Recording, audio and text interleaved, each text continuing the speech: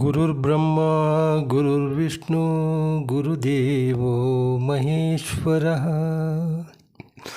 ಗುರು ಸಾಕ್ಷಾತ್ ಪರಂ ಬ್ರಹ್ಮ ತಸ್ಮೈ ಶ್ರೀ ಗುರವೇ ನಮಃ. ನಮಸ್ಕಾರ ಎಲ್ಲ ನನ್ನ ಯೂಟ್ಯೂಬ್ ವೀಕ್ಷಕರಿಗೂ ನನ್ನ ಅಂತರಾತ್ಮದಿಂದ ಪ್ರಣಾಮಗಳನ್ನು ಸಲ್ಲಿಸ್ತಾ ಇದ್ದೀನಿ. ಹಾಗೆ ಇವತ್ತಿನ ನನ್ನ ವಿಡಿಯೋ ವಿಚಾರ ಸಿಂಹ ರಾಶಿಯವರ ಬದಲಾವಣೆಯ ಪರ್ವ, ಕಾರ್ಯದಲ್ಲಿ ಜಯ ಹಾಗೂ ಒಂದು ರೀತಿಯ ನಿಮಗೆ ರಾಜಯೋಗ ಅಂತಲೇ ನೀವು ಅಂದ್ಕೊಳ್ಳಿ. ಅಂದರೆ ರಾಜಯೋಗ ಬರ್ತಾ ಇದೆ. ಈ ಒಂದು ವಿಚಾರಗಳನ್ನು ಎಲ್ಲ ವಿಚಾರಗಳನ್ನು ನನ್ನ ಈ ವಿಡಿಯೋದಲ್ಲಿ ನೀವೀಗ ಕೇಳ್ತಾ ಇದ್ದೀರಾ. ಇದು ನಿಮ್ಮ ರಾಶಿ ಸಿಂಹ ರಾಶಿ. ನಿಮ್ಗೆ ಗೊತ್ತಿದೆ, ಕಾಲಪುರುಷನ 5ನೇ ಒಂದು ರಾಶಿಯಾಗಿರುತ್ತೆ ಸಿಂಹ ರಾಶಿ. ಇದರ ಅಧಿಪತಿ ಬಂದು ರವಿ ಆಗಿರ್ತಾನೆ.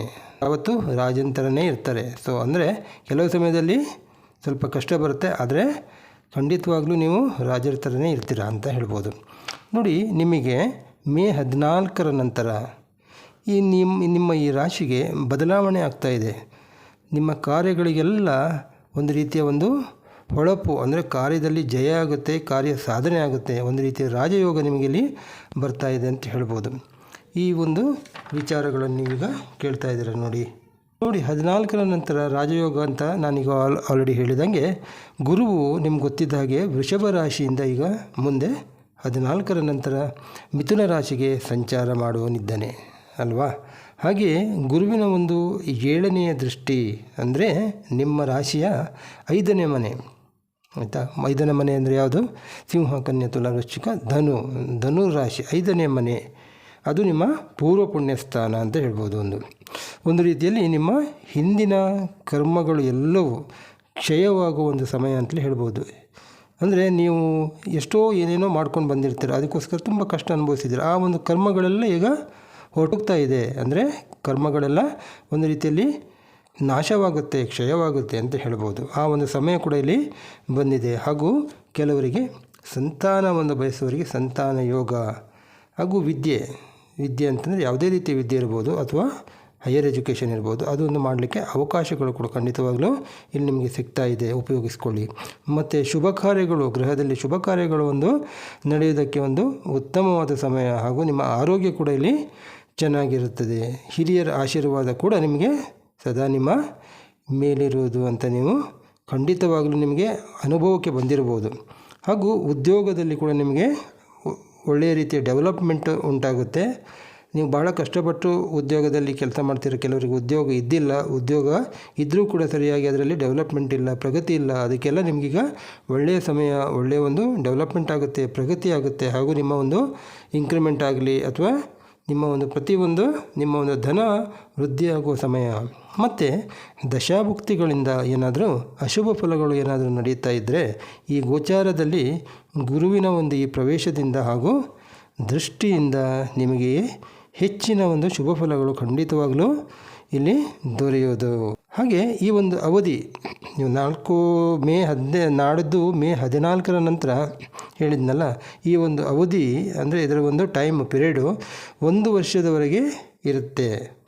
ಇನ್ನೊಂದು ವರ್ಷ ತನಕ ನಿಮಗೆ ಬಹಳ ಚೆನ್ನಾಗಿರುತ್ತೆ. ಹಾಗೂ ಮೇ 15 ನಂತರ ನಿಮ್ಮ ಒಂದು ರಾಶಿಯಾಧಿಪತಿ ರವಿ, ನಿಮಗೆ ಗೊತ್ತಿದೆಯಲ್ಲ, ರವಿಯು 10ನೇ ಮನೆಗೆ ಸಂಚಾರ ಮಾಡ್ತಾ ಇದ್ದಾನೆ. ಇದರಿಂದ ಏನಾಗುತ್ತೆ ಅಂತಂದರೆ, ಕೆಲಸ ಇಲ್ಲದೇ ಇದ್ದವರಿಗೆ ಕೆಲಸ ಸಿಗುವ ಸಾಧ್ಯತೆಗಳು ತುಂಬ ಅಧಿಕವಾಗಿದೆ. ಹಾಗೂ ನೀವು ಮಾಡ್ತಾ ಇರೋ ಉದ್ಯೋಗದಲ್ಲಿ ಈವರೆಗೆ ಏನೋ ನೀವು ಬಹಳಷ್ಟು ಎಕ್ಸ್ಪೆಕ್ಟೇಷನ್ ಇಟ್ಕೊಂಡಿದ್ದೀರಾ.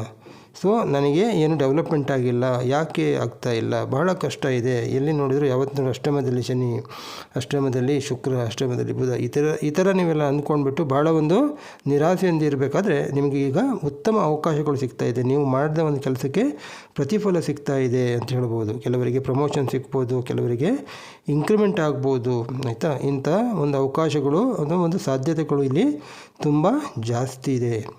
ಹಾಗೂ ನಿಮ್ಮ ಒಂದು ಈ ದಶಮ ಸ್ಥಾನದಿಂದ 2ನೇ ಮನೆಯಲ್ಲಿ ಅಂದರೆ ನಿಮ್ಮ 11ನೇ ಮನೆಯಲ್ಲಿ ಗುರುವಿನ ಸಂಚಾರವು ನಿಮಗೆ ಎಲ್ಲ ರೀತಿಯ ಸಕಲ ಇಷ್ಟಾರ್ಥ ಸಿದ್ಧಿಗಳನ್ನು ಪೂರೈಸುತ್ತಾನೆ. ಹಾಗೂ ಬಂಧುಗಳಿಂದ ಲಾಭ ಆಗುತ್ತೆ, ವಿದ್ಯೆಯಿಂದ ಲಾಭ ಆಗುತ್ತೆ, ಪ್ರಯಾಣದಿಂದ ಲಾಭ ಆಗುತ್ತೆ ಇತ್ಯಾದಿಗಳು ದೊರಕುವ ಅಥವಾ ಸಂಭವಿಸುವ ಸಾಧ್ಯತೆಗಳು ಇಲ್ಲಿ ತುಂಬ ಇವೆ. ಮತ್ತು ಅಷ್ಟಮದಲ್ಲಿರುವ ಶನಿಯಿಂದ ಹಿರಿಯರ ಆರೋಗ್ಯ ಇರ್ಬೋದು ಅಥವಾ ನಿಮ್ಮ ಆರೋಗ್ಯ ಇರ್ಬೋದು. ಅದಕ್ಕೆ ಇವಾಗ ಸದ್ಯಕ್ಕೆ ಯಾವ ರೀತಿ ತೊಂದರೆ ಆಗೋದಿಲ್ಲ. ಅನಾರೋಗ್ಯ ಇದ್ದವರಿಗೆ ಆರೋಗ್ಯ ಇಲ್ಲಿ ಆಗುತ್ತೆ, ಆರೋಗ್ಯ ಬರುತ್ತೆ. ಯಾವುದೇ ರೀತಿಯ ಅಷ್ಟೊಂದು ಸಮಸ್ಯೆಗಳು ಇಲ್ಲ, ಸಮಸ್ಯೆಗಳು ಬಹಳಷ್ಟು ಕಮ್ಮಿ ಆಗುತ್ತೆ. ಸಮಸ್ಯೆಗಳು ಮತ್ತೆ ಬರ್ತಾ ಬರ್ತಾ ಇನ್ನೂ ನಿಲ್ಲಾಗ್ಬಿಡುತ್ತವೆ ಅಂತ ಹೇಳ್ಬೋದು.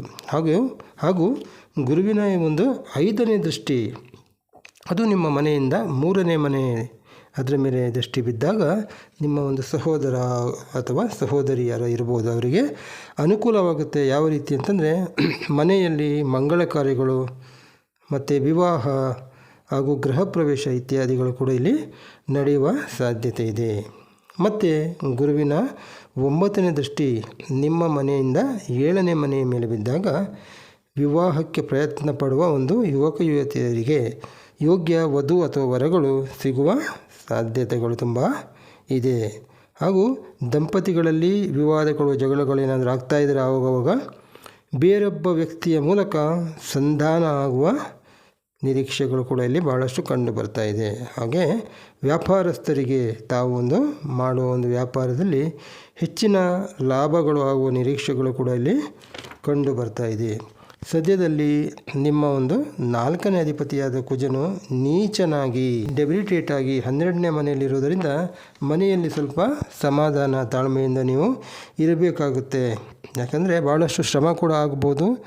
ಸಕಾಲಕ್ಕೆ ಸರಿಯಾದ ರೆಸ್ಟ್ ನೀವು ತಗೋಬೇಕಾಗುತ್ತೆ. ಯಾವುದೇ ರೀತಿಯ ವಿವಾದಗಳು ಬೇಡ, ಆದಷ್ಟು ತಾಳ್ಮೆ ತಗೊಳ್ಳಿ. ಸುಬ್ರಹ್ಮಣ್ಯನ ಆರಾಧನೆ ಮಾಡಿ, ಪ್ರತಿ ಮಂಗಳವಾರ ಸುಬ್ರಹ್ಮಣ್ಯನ ಆರಾಧನೆ ಮಾಡಿ ಹಾಗೂ ಹೆಸರು ಕಾಳನ್ನು ಕೂಡ ಇಲ್ಲಿ ದಾನ ಮಾಡಿ, ನಿಮಗೆ ಒಳ್ಳೆಯದಾಗುತ್ತೆ. ಹಾಗೂ ಭೂಮಿಯ ವಿಚಾರದಲ್ಲಿ ಏನಾದರೂ ಸೈಟ್ ಆಗಲಿ ಅಥವಾ ಬೇರೆ ಏನಾದರೂ ನೀವು ಕೊಂಡ್ಕೊಳ್ಬೇಕು ಅಂತ ಇದ್ದರೆ ಸ್ವಲ್ಪ ಪ್ರಯತ್ನಕ್ಕೆ ಸ್ವಲ್ಪ ಬ್ರೇಕ್ ಹಾಕಿ. ಯಾಕಂದರೆ ಸ್ವಲ್ಪ ಸಮಯ ಅದನ್ನು ಪೋಸ್ಟ್ಪೋನ್ ಮಾಡೋದು ಒಳ್ಳೆಯದು, ಮುಂದೂಡೋದು ಒಳ್ಳೆಯದು ಅಂತ ನನಗೆ ಅನ್ನಿಸ್ತಾ ಇದೆ. ಹಾಗೆ ಮೇ 18ರ ನಂತರ ರಾಹು ಕೇತುವಿನ ಸಂಚಾರವು ಕೂಡ ಇಲ್ಲಿ ಬದಲಾವಣೆ ಆಗುತ್ತೆ. ಈ ರಾಹು ಕೇತುಗಳು ನಿಮ್ಗೆ ಗೊತ್ತಿದೆ, ಅದು ಹಿಂದಿನ ರಾಶಿಗೆ ಸಂಚಾರ ಮಾಡ್ತಾ ಇರುತ್ತೆ. ಮುಂದೆ ಅಲ್ಲ, ಹಿಂದೆ ಬಿಕ್ಕಿದ ಗ್ರಹಗಳೆಲ್ಲ ಮುಂದೆ ಹೋಗ್ತವೆ, ಇದು ಹಿಂದಕ್ಕೆ ಹೋಗುತ್ತೆ. ಆ್ಯಂಟಿ ಕ್ಲಾಕ್ ವೈಸು ಇದು ಸಂಚಾರ ಮಾಡ್ತಾ ಇರುತ್ತೆ.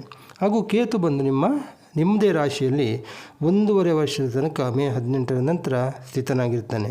ನೀವೇನು ಮಾಡಬೇಕು ಅಂತಂದರೆ ನಿಮ್ಮ ಕೋಪವನ್ನು ಸ್ವಲ್ಪ ಕಮ್ಮಿ ಮಾಡ್ಕೋಬೇಕಾಗುತ್ತೆ. ಹಾಗೂ ನಿಮ್ಮ ಹಠ ಸ್ವಭಾವ, ನನಗೆ ಅದು ಬೇಕೇ ಬೇಕು, ನಾನು ಮಾಡೇ ಮಾಡ್ತೀನಿ, ಖಂಡಿತವಾಗಲೂ ನನಗೆ ಅದಿಲ್ಲ ಅಂತಲೇ ನಾನು ಕೇಳೋದೇ ಇಲ್ಲ, ಆ ರೀತಿಯೆಲ್ಲ ಕೆಲವರು ಇರ್ತಾರೆ. ಸೊ ಹಠ ಸ್ವಭಾವವನ್ನು ನೀವು ಸ್ವಲ್ಪ ಬಿಡಬೇಕಾಗುತ್ತೆ. ಇನ್ನು ಕೆಲವರಿಗೆ ಧರ್ಮ ಕಾರ್ಯಗಳಲ್ಲಿ ದೇವಸ್ಥಾನ ಇರ್ಬೋದು, ಅಲ್ಲಿರ್ಬೋದು, ಪ್ರಯಾಣ ಮಾಡೋದಿರ್ಬೋದು, ಹೆಚ್ಚಿನ ಆಸಕ್ತಿ ಬರ್ಬೋದು. ಹಾಗೆ ರಾಹು ಕೂಡ ಇಲ್ಲಿ ಕುಂಭರಾಶಿಯಲ್ಲಿ ಪ್ರವೇಶ ಮಾಡ್ತಿರ್ತಾನೆ ಸೇಮ್ ಟೈಮಲ್ಲಿ. ಅದು ನಿಮ್ಮ ರಾಶಿಯಿಂದ ಸಪ್ತಮ ಅಂದರೆ 7ನೇ ಮನೆ ಆಗುತ್ತದೆ. ಹಿಂದೆ ಭಾಳಷ್ಟು ಜನರು ವಿವಾಹಕ್ಕೋಸ್ಕರ ಪ್ರಯತ್ನ ಪಟ್ಟು ಬಹಳಷ್ಟು ತಡವಾಗಿರ್ತದೆ. ವಿವಾಹ ಆಗುತ್ತೆ ಅಂತ ವಿವಾಹ ಆಗಿರೋದಿಲ್ಲ. ಇದು ಈ ಮೇ 18ರ ನಂತರ ವಿವಾಹಗಳು ನಡೆಯುವ ಸಾಧ್ಯತೆಗಳಿವೆ. ಯಾಕಂದರೆ ಇಲ್ಲಿ ಗುರುವಿನ ದೃಷ್ಟಿ ಕೂಡ ಈ ರಾಶಿ ಮೇಲೆ ಬೀಳ್ತಾ ಇದೆ. ಅದಕ್ಕೋಸ್ಕರ ನಿಮಗಿಲ್ಲಿ ಬಹಳಷ್ಟು ಸಾಧ್ಯತೆಗಳು ಅಪಾರವಾಗಿದೆ ಅಂತ ಹೇಳ್ಬೋದು. ಮತ್ತು ವಿದೇಶಿ ಒಪ್ಪಂದಗಳು, ವ್ಯಾಪಾರದಲ್ಲಿ ಹೆಚ್ಚಿನ ಒಲವನ್ನು ನೀವು ತೋರ್ತೀರಾ. ಹಾಗೂ ವಿದ್ಯಾರ್ಥಿಗಳಿಗೆ ಹೆಚ್ಚಿನ ವಿದ್ಯಾಭ್ಯಾಸಕ್ಕಾಗಿ ವಿದೇಶಕ್ಕೆ ಹೋಗುವ ಅವಕಾಶಗಳು ಕೂಡ ಇಲ್ಲಿ ಬರ್ತಾ ಇದೆ. ನೋಡಿ, ಆದಷ್ಟು ದಾನ ಧರ್ಮಗಳನ್ನು ಹೆಚ್ಚಿಗೆ ಮಾಡಿ, ನಿಮ್ಮ ಪ್ರಯತ್ನಗಳು ಸುಲಭದಲ್ಲಿ ಈಡೇರುತ್ತಾ ಹೋಗುತ್ತೆ. ಮತ್ತು ಉದ್ಯೋಗದಲ್ಲಿ ಶುಕ್ರನ ಸಂಚಾರ 8ನೇ ಮನೆ ಈಗ ಆಗ್ತಾ ಇದೆ. ಮೇ 27ರವರೆಗೆ 8ನೇ ಮನೆಯಲ್ಲಿ ಶುಕ್ರ ಸಂಚಾರ ಮಾಡ್ತಿರ್ತಾನೆ. ಈಗ ಕೆಲವರಿಗೆ ಮಹಿಳೆಯರಿಂದ ಅವಮಾನ ಆಗುವ ಸಾಧ್ಯತೆಗಳು ಕೂಡ ಇವೆ. ಆದಷ್ಟು ಮಹಿಳೆಯರಿಂದ ಸ್ವಲ್ಪ ದೂರ ಇರಿ. ಯಾಕಂದರೆ ಕೆಲವು ವಿಚಾರದಲ್ಲಿ ಅವಮಾನ ಆಗೋದು ಅಥವಾ ನಷ್ಟ ಆಗೋದು ಈ ಥರ ಎಲ್ಲ, ಮತ್ತು ಸಾಲ ಆಗೋದು, ಸಾಲ ಆದರೂ ಕೂಡ ಅನಗತ್ಯವಾಗಿ ಖರ್ಚು ಮಾಡೋದು ಇತ್ಯಾದಿಗಳು ಕೂಡ ಇದೆ. ಕೆಲವರು ಅವರ ಸುಖ ಸಂತೋಷಗಳಿಗೆ ಹಣವನ್ನು ಖರ್ಚು ಮಾಡುವ ಸಾಧ್ಯತೆಗಳು ಕೂಡ ಇಲ್ಲಿ ಇವೆ. ಅದಕ್ಕೋಸ್ಕರ ನಿಮ್ಮ ಎಷ್ಟು ಆದಾಯ ಇದೆಯೋ ಅಷ್ಟೇ ಖರ್ಚು ಮಾಡಿದರೆ ಬಹಳ ಒಳ್ಳೆಯದು ಅಂತ ಇಲ್ಲಿ ಕಾಣಿಸ್ತಾ ಇದೆ. ಆದ್ದರಿಂದ ನಿಮ್ಮ ಕಂಟ್ರೋಲು ಪೂರ್ತಿಯಾಗಿ ನಿಮ್ಮ ಮೇಲೆ ಇರಬೇಕಾಗುತ್ತೆ. ಯಾವುದೇ ಇದನ್ನು ನಾನು ಅದು ತಗೋಬೇಕು, ಇದು ತಗೋಬೇಕು, ಅದು ಮಾಡಬೇಕು, ಇದು ಮಾಡಬೇಕು ಎಲ್ಲನೂ ಇದೆ. ಬಟ್ ಆದರೆ ನೀವು ಕಂಟ್ರೋಲಲ್ಲಿರಬೇಕು. ಎಷ್ಟು ಬೇಕೋ ಅಷ್ಟು ಆಲೋಚನೆ ಮಾಡಿಕೊಂಡು ನೀವು ಅದನ್ನು ಪರ್ಚೇಸ್ ಮಾಡೋದು, ಅದು ನಿಮಗೆ ಡಿಸಿಷನ್ ತಗೊಳ್ಳೋದು ಮಾಡಿದರೆ ಭಾಳ ಒಳ್ಳೆಯದು. ಹಾಗೆ ಯೋಚನೆ ಮಾಡಿಕೊಂಡು ಮುಂದೆ ಹೋಗಿ ಅಂತ ಈ ಒಂದು ಜ್ಯೋತಿಷ ಹೇಳ್ತಾ ಇದೆ. ಮತ್ತು ನಿಮ್ಮ ಲಾಭಾಧಿಪತಿ 2ನೇ ಮನೆ ಅಧಿಪತಿ ಹಾಗೂ ಬುಧನು 11ನೇ ಮನೆ ಅಧಿಪತಿಯಾಗಿ ಇಲ್ಲಿ 8ನೇ ಮನೆಯಲ್ಲಿ ಕೂತ್ಕೊಂಡಿದ್ದಾನೆ. ಅಂದರೆ 2ನೇ ಮನೆ ಅಂತಂದರೆ ನಿಮ್ಮ ಬ್ಯಾಂಕ್ ಬ್ಯಾಲೆನ್ಸು, ನಿಮ್ಮ ಕುಟುಂಬ, ಹಾಗೂ 11ನೇ ಮನೆ ಅಂತಂದರೆ ನಿಮ್ಮ ಲಾಭಸ್ಥಾನ, ಇಷ್ಟಾರ್ಥ ಸಿದ್ಧಿ. ಇಲ್ಲಿ ಹೋಗಿ ಅಷ್ಟಮದಲ್ಲಿ ಕೂತ್ಕೊಂಡು ಏನು ಮಾಡೋಕ್ಕಾಗುತ್ತೆ? ಹಣದ ವ್ಯವಹಾರದಲ್ಲಿ ನಷ್ಟ ಆಗ್ಬೋದು. ಯಾರಿಗೂ ಜಾಮೀನು ಕೊಡಲಿಕ್ಕೆ ಹೋಗಬೇಡಿ. ಮತ್ತು ಬಂಧುಗಳಿರ್ಬೋದು, ನೆರೆಹೊರೆಯರಿರ್ಬೋದು, ಮತ್ತು ಹಿರಿಯ ವ್ಯಕ್ತಿಗಳೊಂದಿಗೆ ಸಮಾಧಾನಕರವಾಗಿ ನೀವು ವರ್ತಿಸೋದು ಒಳ್ಳೆಯದು ಅಂತ ಈ ಒಂದು ಜ್ಯೋತಿಷ್ಯ ಹೇಳ್ತಾ ಇದೆ. ಹಾಗೂ ಬುಧನಿಂದ ಸ್ವಲ್ಪ ಚರ್ಮಕ್ಕೆ ಸಂಬಂಧಪಟ್ಟ ಏನಾದರೂ ಕೆಲವು ಸಮಸ್ಯೆಗಳು ಸಹ ಇಲ್ಲಿ ಬರಬಹುದು. ಸ್ವಲ್ಪ ಎಚ್ಚರವಾಗಿರೋದು ಒಳ್ಳೆಯದು. ಹಾಗೂ ಬುಧನ ಪರಿಹಾರಕ್ಕೆ ಪ್ರತಿ ಬುಧವಾರ ಹೆಸರು ಕಾಳನ್ನು ದಾನ ಮಾಡಿ. ಹಾಗೂ ಶುಕ್ರನ ಪರಿಹಾರಕ್ಕೆ ಪ್ರತಿ ಶುಕ್ರವಾರ ಅವರೆಕಾಳನ್ನು ದಾನ ಮಾಡಿ. ರಾಹುವಿನಿಂದ ಏನಾದರೂ ಸಮಸ್ಯೆ ಬಂತು ಅಂತಂದರೆ ಶನಿವಾರದಂದು ಉದ್ದನ್ನು ದಾನ ಮಾಡಿದರೆ ಬಹಳ ಒಳ್ಳೆಯದಾಗುತ್ತೆ.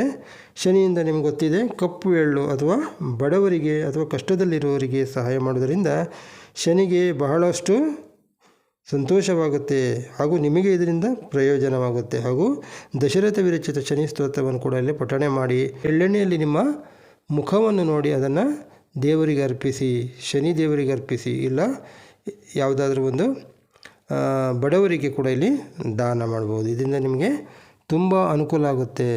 ಹಾಗೂ ರಾಹುವಿನ ಮಂತ್ರ ಕೂಡ ಓಂ ರಾಮ್ ರಾಹುವೇ ನಮಃ ಅಂತ ಹೇಳ್ಕೊಂಡು ಅದನ್ನು ಕೂಡ ನೀವು ಇಲ್ಲಿ ಹೇಳ್ಬೋದು. ಶನಿಯ ಮಂತ್ರನೂ ಕೂಡ ಓಂ ಶಂ ಶನೇಶ್ವರಾಯ ನಮಃ ಅಂತ ಕೂಡ ಹೇಳ್ಬೋದು.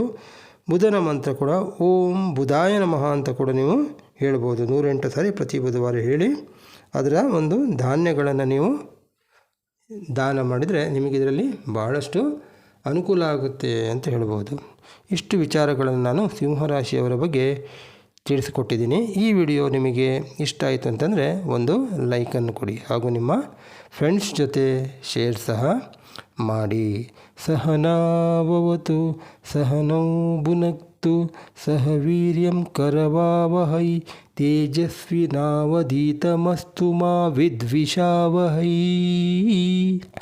ಓಂ ಶಾಂತಿ ಶಾಂತಿ ಶಾಂತಿ. ಎಲ್ಲರಿಗೂ ಶುಭವಾಗಲಿ.